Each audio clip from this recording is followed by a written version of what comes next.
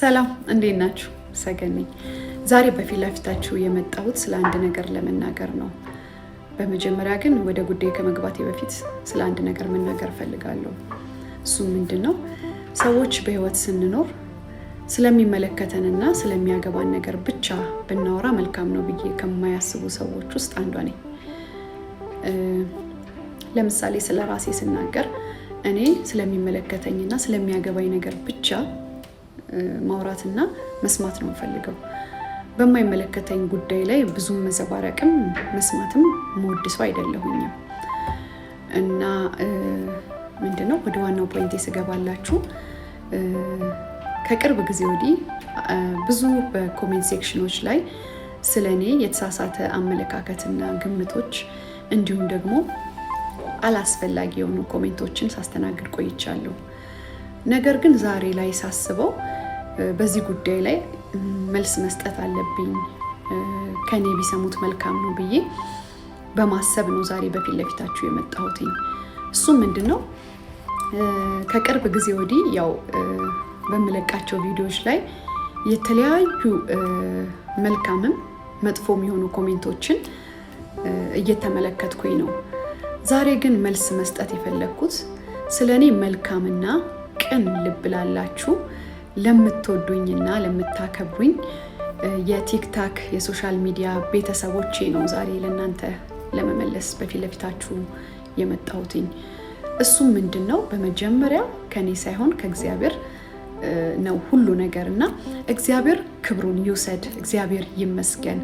ዛሬ እንደምታዩኝ በዚህ ሰውነት ላይ ያመጣሁት የሰውነት መቀነስ እግዚአብሔር ያደረገልኝ ነው። ምክንያቱም ምፈልገው የነበረው ነውና ፈልጌ ነው የከሳሁት፣ ፈቅጄም ነው የከሳሁት፣ አምኜበትም ነው የከሳሁት።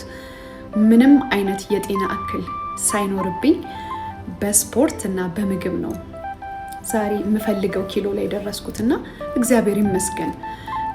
አንዳንድ ሰዎች ኮሜንት ላይ እንደሚሰጡት ቀላል ነገር አይደለም፣ ብዙ ልፋት ይፈልጋል። በዛ ቻሌንጆች ውስጥ አልፌ ነው ዛሬ የምፈልገው ደረጃ ላይ የደረስኩትና ለዚህ ደግሞ እግዚአብሔር ይመስገን። ብዙ ሰዎች ምናልባት እኔን ለማሸማቀቅ፣ አንገት ለማስደፋት አላስፈላጊ የሆኑ ኮሜንቶችን ሲሰጡኝ ቆይተዋል። የሚገርማችሁ ነገር እኔ በእንደዚህ አይነት ነገር የምሸማቀቅና አንገት የምደፋ ሰው አይደለሁኝም። እግዚአብሔር ይመስገን። እኔ ብዙ ያሳለፍኩኝ ብዙ ፈተናዎችን ያየሁኝ ለፈተናዎች እጅ የማልሰጥ ሰው ነኝ እና ብዙም ቦታ አልሰጠውም ለዛ ነገር። እግዚአብሔር ይመስገን አይቼ ብሎክ አድርጌ ነው የምወጣው። ምክንያቱም በእኔ ቤት በእኔ ቦታ ነው መተው ኮሜንት ሴክሽን ላይ የሚጽፉት አይደለም። አላስፈላጊው ነገሮችን ካየሁኝ ወዲያው ብሎክ ነው የማደርገው። ሌላ ትርፍ ንግግርም አልነጋገርም፣ አላስተናግድም። ምክንያቱም የአእምሮዬን ሰላም መጠበቅ ስለምፈልግ መጽሐፍ ቅዱስም ከምትሰሙትና ከምታዩት ተጠበቁ ስለሚል ማለት ነው። እና ውድ ቤተሰቦቼ እኔ በጣም ደህና ነኝ፣ እግዚአብሔር ይመስገን። ምንም አይነት በሽታም አልያዘኝም። የሟርተኞችም ሀሳብ አልተሳካላችሁም እና ሟርት በእኔ ላይ አይሰራም ለማለት ነው። እና ምንም እኔ እንደዚህ ነገሮች አያስጨንቁኝም። እና ልላችሁ የምፈልገው በመጨረሻ ምንድነው ከኔ ይልቅ በእኔ ውስጥ ያለውን ኢየሱስን ብትመለከቱ።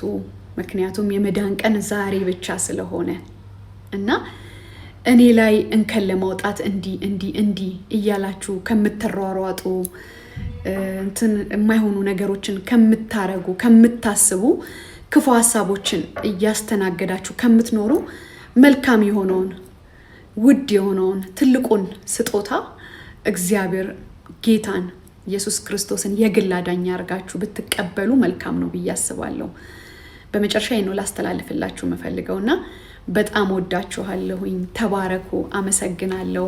ጌታ ሁልጊዜ ደግሞ ከኔ ጋር ነው። ባይ።